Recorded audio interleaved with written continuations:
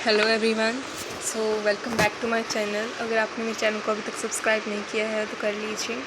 तो आज हम करने वाले हैं बायोलॉजी का chapter 5 class 9 the fundamental unit of life. Fundamental unit of life means cell.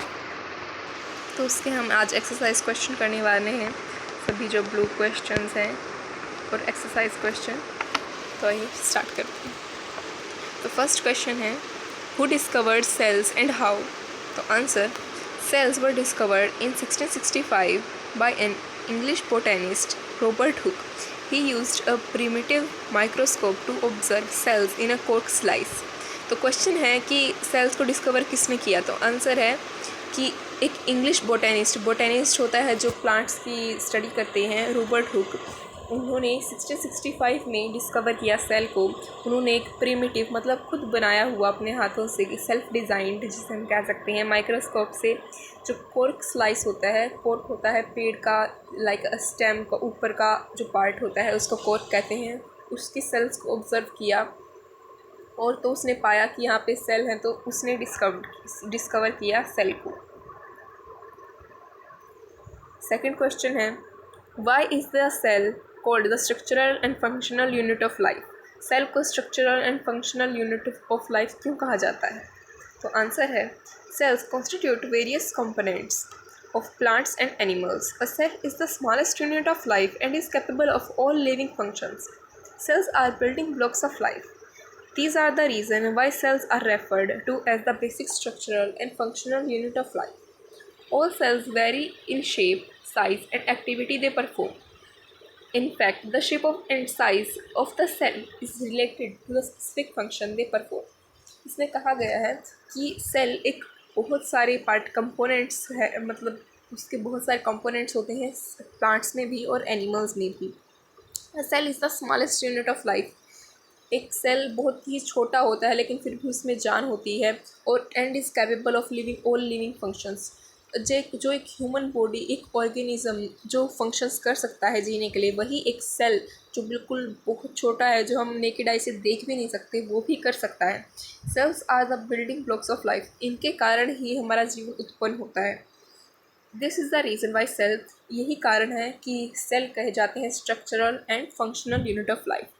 All cells varies in shape. हर सेल की शेप अलग होती है, साइज अलग होता है और एक्टिविटी दे परफॉर्म, जो वो कार्य करते हैं।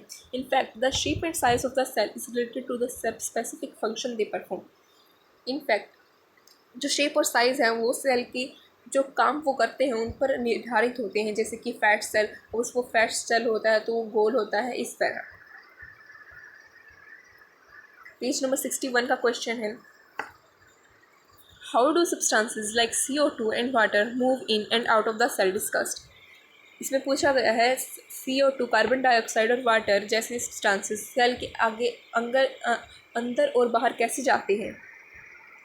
तो आंसर है, the cell membrane is selectively permeable and regulates the movements of cell in and out of the cell.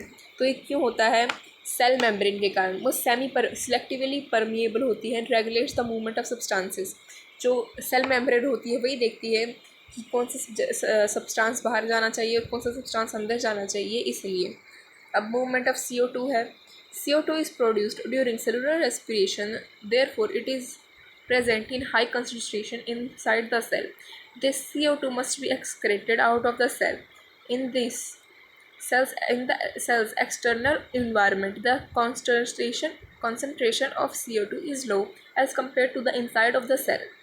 Therefore, according to the principle of diffusion, CO2 moves from a higher region concentration inside the cell towards a region of low concentration. Similarly, O2 enters the cell by process of diffusion when the concentration of O2 inside the cell is low compared to its surrounding.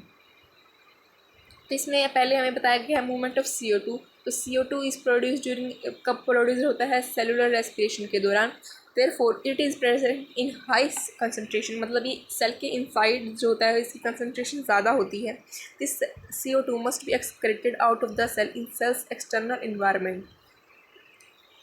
The concentration of CO2 is low as compare to, जो concentration जो CO2 की बाहर है वो उसके मुकाबले कम है जो CO2 की कंसनट्रेशन सेल की इनसाइड है।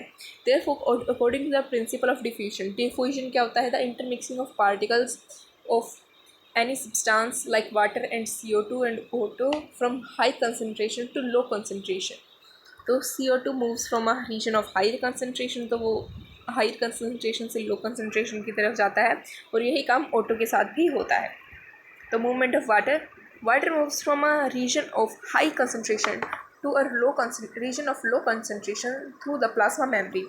The plasma membrane acts as a semi-permeable membrane.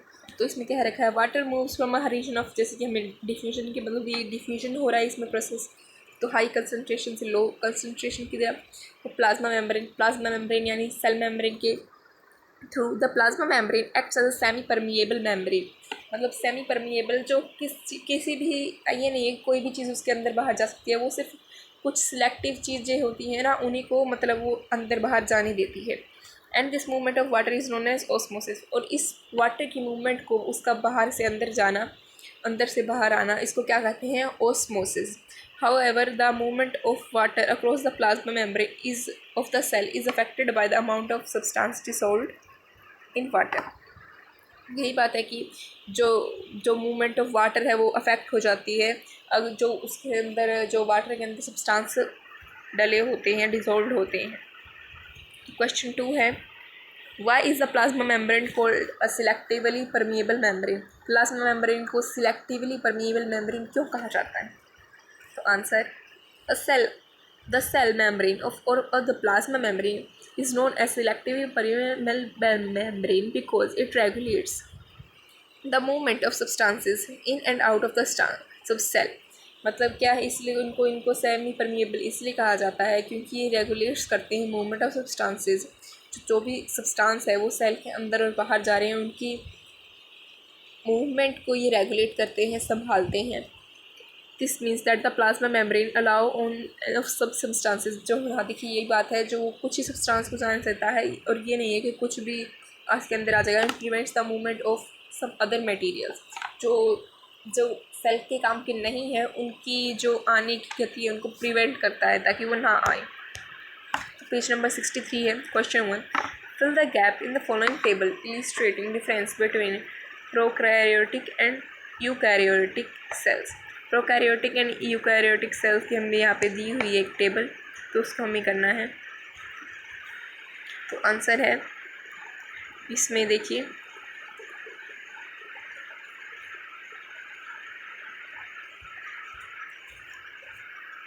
तो यहाँ पे उसके हमने भर दिए हैं जो भी फिलिंग द ब्लैंक्स है, poor defined because of absence of ये सब।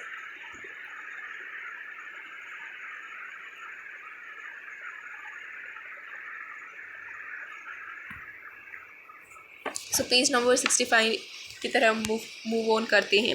क्वेश्चन 1 है, can you name the 2 organelles we have studied that contain their own genetic material? तो आंसर है, तो पहले क्वेश्चन की मैं हिंदी बता देती हूँ। Can you name the two cell organelles बतानी है जो हमने पढ़ी है, that contain their own genetic material, जिनके पास उनका खुद का जेनेटिक मटेरियल होता है। तो वो कौन कौन सी सेल ऑर्गेनेल्स हैं? Mitochondria and plastids are the 2 cell organelles that contain their own genetic material. Both these organelles have their own DNA and ribosomes. Genetic material जैसे कि हम, जैसे क्रोमोसोम्स होते हैं, जैसे कि हमारी जो मतलब हमारे पेरेंट्स, मान ली किसी के पेरेंट्स में कोई डिजीज़ होती है, वही बच्चे के भी आ जाए तो उसको जीन्स कहते हैं, तो वही जेनेटिक मटेरियल होता है। तो माइटोकॉन्ड्रिया और प्लास्टिड्स तो ऐसे सेल ऑर्गेनिज्म के पास अपना खुद का जेनेटिक मटेरियल होता है, क्योंकि उनके पास DNA भी होता है खुद का और राइबोसोम्स भी होते हैं। क्वेश्चन 2 है, if the organization of a cell is destroyed due to some physical और chemical influence, what will happen? अगर एक ऑर्गेनाइजेशन है सेल की, वो तबाह हो जाए, ख़राब हो जाए ड्यू टू सम फिजिकल या फिर केमिकल इन्फ्लुएंस के कारण, तो क्या होगा, उसका रिजल्ट क्या आएगा? तो आंसर है, cell is the smallest unit of life. Cell अपनी लाइफ की सबसे छोटी कड़ी है, which is capable of all living function. तो सबसे छोटी है लेकिन फिर भी ऑल लिविंग फंक्शन के वो कैपेबल है। If the organization of cell destroyed due to some physical और chemical influence, then the ability of the cell to perform all living function such as respiration, nutrition, excretion would be affected. यही कह रखा है अगर वो destroy हो जाती है फिजिकल या केमिकल चेंज के कारण तो उसकी जो मतलब लिविंग फंक्शन है, रेस्पिरेशन, सांस लेना, nutrition, excretion would be affected, उनमें खतरा हो सकता है। क्वेश्चन 3 है why are lysosomes known as suicide bags. Lysosomes को सुसाइड बैग्स क्यों जाता है, सेल क्यों कहा जाता है सेल का? तो आंसर है lysosomes are membrane bound vesicular structure that contain powerful digestive enzymes. These enzymes are capable of breaking down any foreign food particle or microbes in entering the cell. Sometimes lysosomes can cause self-destruction of a cell by releasing these digestive enzymes within the cell. Hence, they are known as the suicidal bags. तो कह रखा है membrane bound vesicular structure है जिसके अंदर powerful digestive enzymes होते हैं और ये एंजाइम्स कैपेबल हैं breaking any foreign food particle, जो भी कोई इनके अंदर फूड पार्टिकल आता है उसको ये तोड़ सकते हैं। और कभी कभार तो ऐसा होता है कि जो लाइसोसोम्स हैं कैन कोज सेल्फ डिस्ट्रक्शन, वो खुद भी अपने आप के जो एंजाइम्स हैं उनको बाहर निकाल के और वो सारे सब कुछ सेल्फ डिस्ट्रक्शन मतलब खुद ही तबाह कर सकते हैं और इसलिए उनको सुसाइडल बैग कहा जाता है। सुसाइड का मतलब होता है खुदकुशी करना, मतलब खुद से ही।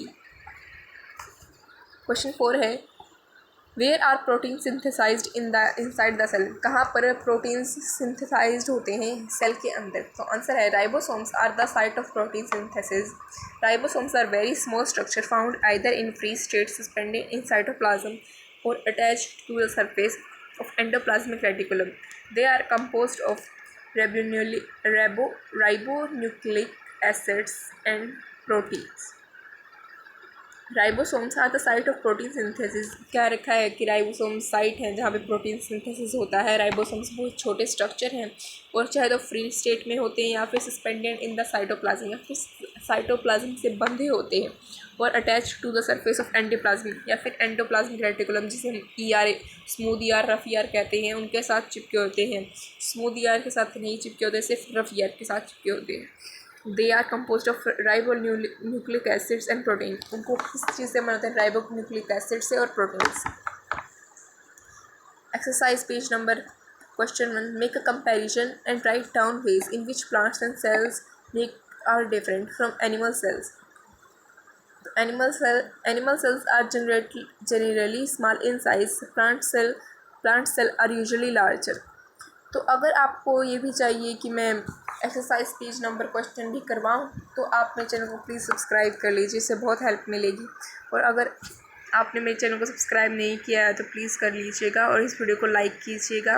अगर आप चाहते हैं कि मैं एक्सरसाइज क्वेश्चन भी बनाऊँ तो कमेंट में ज़रूर बताइएगा। Thank you.